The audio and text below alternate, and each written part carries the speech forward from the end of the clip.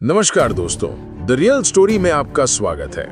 आज हम बात करेंगे उस सनसनीखेज मर्डर मिस्ट्री की जिसने पूरे देश को हिलाकर रख दिया। इंदौर के एक नवविवाहित जोड़े की हनीमून ट्रिप जो खुशियों से शुरू हुई थी लेकिन खून से रंग गई। राजा रघुवंशी की हत्या का ये मामला, जहां उनकी पत्नी सोनम रघुवंशी को मुख्य साजिशकर्ता माना गया है। मेघालय पुलिस ने जांच पूरी कर ली है और हाल ही में 790 पेज की चार्जशीट दाखिल कर दी गई है। सूत्रों के मुताबिक पुलिस ने सबूतों से साबित कर दिया है कि सोनम ने अपने पति राजा की हत्या की साजिश रची थी। हम आपको इस केस की पूरी कहानी, जांच की डिटेल्स, सबूत और सूत्रों से मिले लेटेस्ट अपडेट्स के साथ बताएंगे, तो अंत तक बने रहिएगा।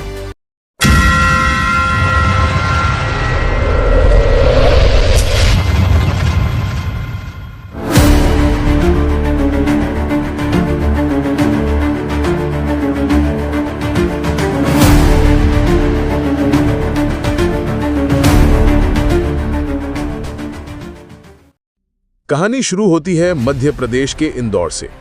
राजा रघुवंशी 29 साल के एक बिजनेसमैन और सोनम रघुवंशी 25 साल की उनकी पत्नी, दोनों की शादी 11 मई 2025 को हुई थी। शादी के बाद 21 मई को वो हनीमून के लिए मेघालय रवाना हुए।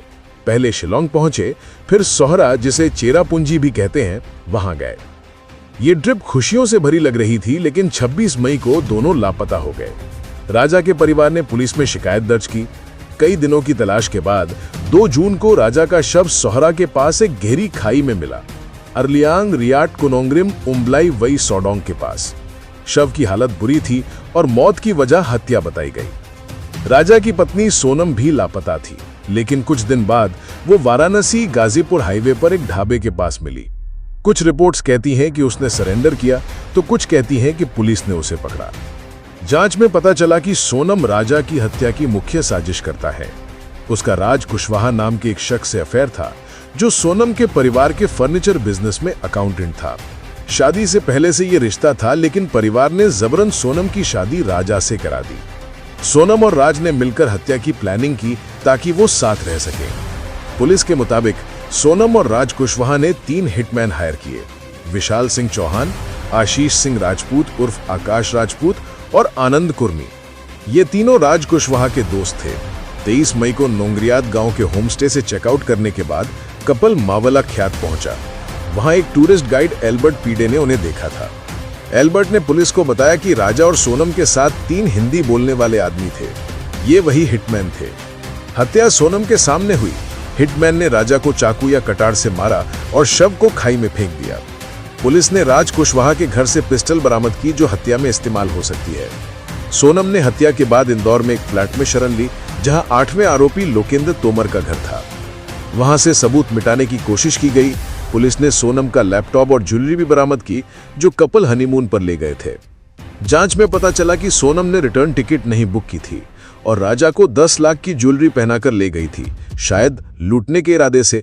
ये पूरी साजिश प्रेम, धोखे और पैसे की थी। मेघालय पुलिस की स्पेशल इन्वेस्टिगेशन टीम SIT ने केस संभाला।